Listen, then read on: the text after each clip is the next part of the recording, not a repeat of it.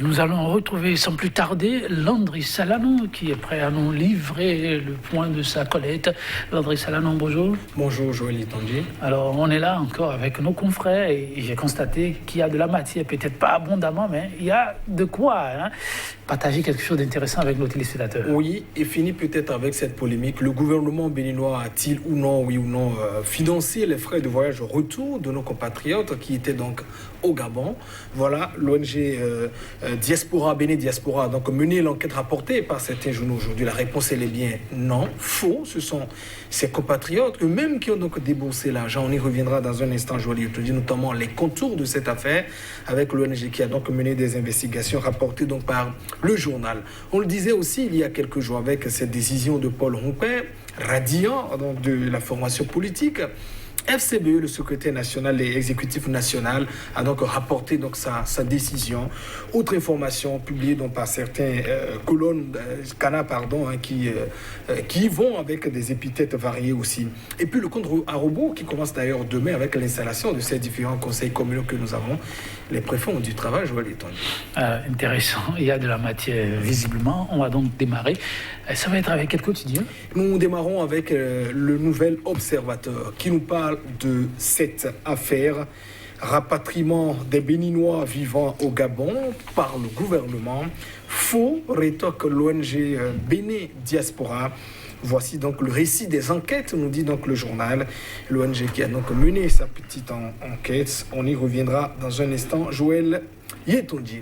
Et puis, reprise des cours et Covid-19, la santé des acteurs directs de l'enseignement, toujours exposée, des effectifs pléthoriques, toujours dans les établissements secondaires du public, rapporte par ailleurs le quotidien. Sous pression populaire, Paul Ronquin ravale ses vomissures. Le journal fait ainsi allusion à la note, à la décision rapportée donc par le secrétaire exécutif national du parti Foscori pour un Bénin émergent, une décision qui radiait, il faut le dire, il y a quelques jours, 84 membres de cette formation politique. Et Covid-19, le Bénin a dépassé la barre des 100 cas guéris. Sans oublier aussi cette addition, cet article intitulé Addition à la jeunesse, de la jeunesse au jeu de hasard, un mal grandissant. Matin Libre nous parle donc de mesures du gouvernemental post-Covid.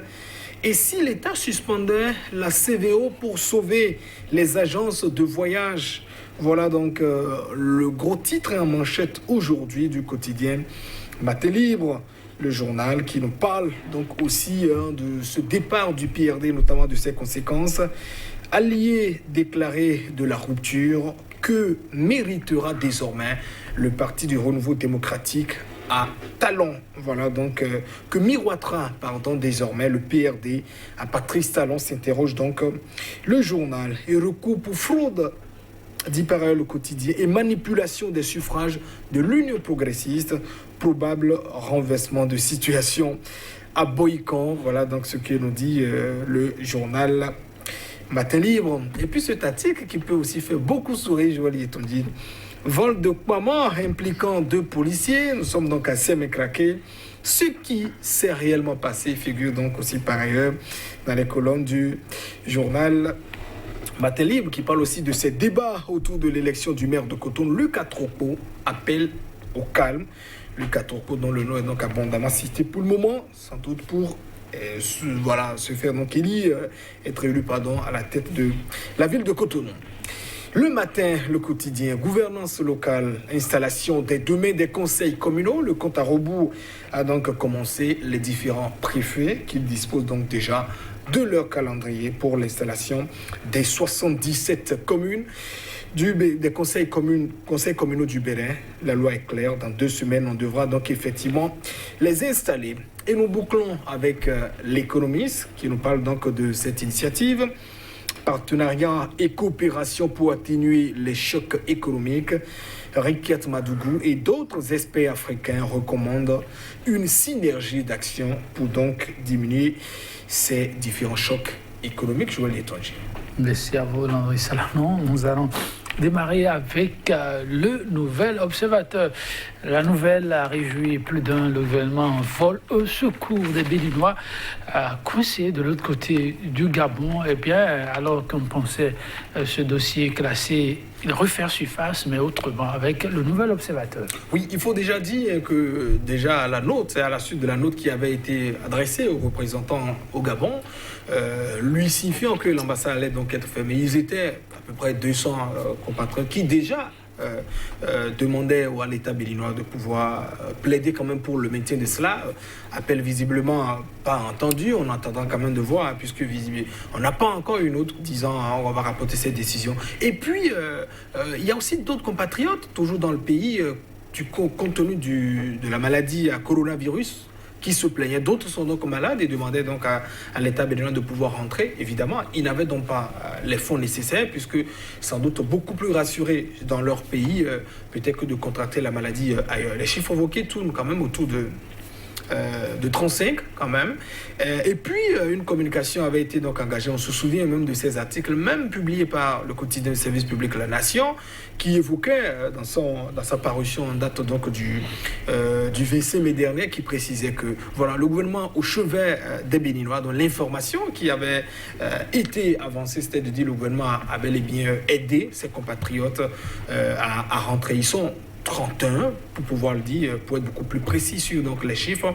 Et l'ONG Bénin Diaspora, qu'on connaît très bien, de Méda Koudébi, a pu mener donc son enquête, rapportée d'ailleurs aujourd'hui par le quotidien Nouvel Observateur, la nouvelle. Et la réponse est bel et bien faux. Ce sont ces compatriotes eux-mêmes qui ont donc déboursé les fonds pour leur retour donc, au pays. 160 000 francs payés par chaque compatriote, à savoir d'abord 100 000 francs à la compagnie, et puis les 60 000 francs évidemment pour l'obtention du visa au Gabon. C'était donc nécessaire en tout cas pour le Nouvel Observateur, pour le journal qui essaie donc pouvoir recueillir, aller donc à la source et savoir ce qui s'est véritablement passé.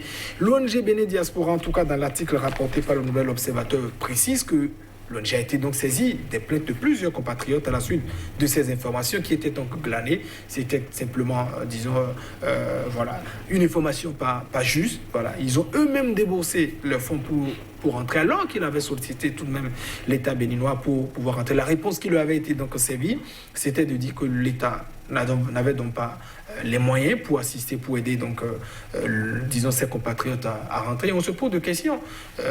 Jamais l'État n'a de moyens. Voilà. On demande également, dans le cas du Covid, pour apporter de l'aide à ces entreprises, ceux qui se disent non, l'État n'a pas les moyens. Une fois encore, quand on a des compatriotes, oui, l'État n'a pas les moyens finalement. Est-ce que le Bénin, contrairement aux autres, abandonne ses fils quand ils sont donc en difficulté? Souvenez-vous aussi de ces étudiants à Yuan, quand le Covid avait donc démarré au départ, on n'a pas les moyens, et après, il y a quand même une certaine correction avec un regard, je dirais, un regard à l'endroit de ces étudiants. Il faut quand même dire à l'État béninois, c'est une charge, c'est une obligation. On n'a pas que des concitoyens qui sont donc au pays, on a aussi des compatriotes qui sont donc ailleurs. Et déjà, la difficulté que doivent subir beaucoup de nos compatriotes dans les ambassades, qui sont dans les pays dont les ambassades seront désormais fermées, obligés sans doute de parcourir plusieurs distances, peut-être des milliers de kilomètres pour établir, comment dit-on, les différentes pièces, alors que forcément, ils ne sont pas là-bas pour le plaisir, d'autres ils sont pour le boulot, d'autres ils sont par relation à cause des liens de mariage, et d'autres également, ils sont pour des raisons professionnelles. Il faut aussi avoir du regard qui pèse forcément pour nos compatriotes qui sont là-bas. Et j'estime que la vision de la gouvernement ne doit donc pas être forcément mercantile, c'est-à-dire pas forcément quand il s'agit de débourser, comment dit-on, on ne s'y soumet pas. Vous savez, il y a beaucoup d'autres domaines qui rapportent forcément de l'argent que d'autres. On le dit souvent, la richesse n'est pas que pécuniaire. La richesse n'est pas que pécuniaire. Très rapidement, Paul Ronquet qui revient sur sa décision, oui, avec le Nouvel Observateur. Oui, on attendait, et ça relève de ce que j'appelle la normalité. On ne comprenait pas pourquoi cette décision avait donc été prise, alors même que beaucoup se félicitaient du score du parti Foscor pour un Bénin émergent, que beaucoup n'attendaient donc pas à ce niveau. Je crois que c'est normal. Mais on peut comprendre que Paul Ronquet peut-être voudrait sans doute réaffirmer son hégémonie en disant, mais ils avaient sans doute dit je quitte le parti, c'est-à-dire nous nous conformons, comment dit-on, en les excluant, peut-être à les rappeler après, et peut-être pour inverser la question de rapport de force. Parce que ceux quand même qui ont été élus alors qu'on les avait radiés, ou comprenez sans doute que ces tons seront donc en position de faiblesse en disant nous plaidons, puisque la note rappelle que nous avons donc c'était recours beaucoup gracieux qui ont été donc adressés à la direction exécutive du parti politique. Donc je crois que cette note d'abord, elle était donc inopportune. La radiation, ce n'est que donc le retour à la normale, mais le gain politique, c'est-à-dire pour Paul Roumpouet, c'était un peu d'inverser les rapports de force, puisque vous savez, il était donc décrié par ces membres qui quittaient donc le pouvoir. Un peu pour dire, c'est désormais moi le chef, c'est moi qui m'affirme. Donc vous plaidez et puis je vous réintègre. Il a juste exploité une situation, bon, peut-être bénéfique pour lui, mais je crois une décision comme ça, après un résultat, c'était totalement inutile, totalement inopportune. Merci à vous, Landry Solano, du côté de la technique. Oui, on s'en arrête là. On va se retrouver, Landry Solano, ne vous en faites pas, demain pour poursuivre les 6. Merci à vous, chers téléspectateurs, pour la complicité.